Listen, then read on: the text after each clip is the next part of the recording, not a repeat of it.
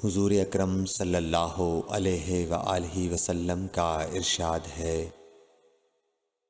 تمام اعمال کا دار و مدار نیت پر ہے، اور ہر عمل کا نتیجہ ہر انسان کو اس کی نیت کے مطابق ہی ملے گا۔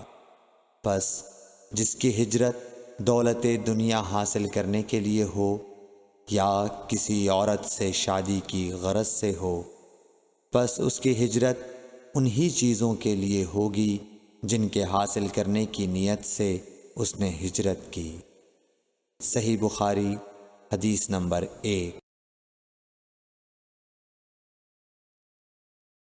حضور اکرم صلی اللہ علیہ وآلہ وسلم کا ارشاد ہے، تمام اعمال کا دار و مدار نیت پر ہے، اور ہر عمل کا نتیجہ ہر انسان کو اس کی نیت کے مطابق ہی ملے گا۔ پس جس کی ہجرت دولت دنیا حاصل کرنے کے لیے ہو یا کسی عورت سے شادی کی غرض سے ہو، پس اس کی ہجرت انہی چیزوں کے لیے ہوگی جن کے حاصل کرنے کی نیت سے اس نے ہجرت کی۔ صحیح بخاری حدیث نمبر 1۔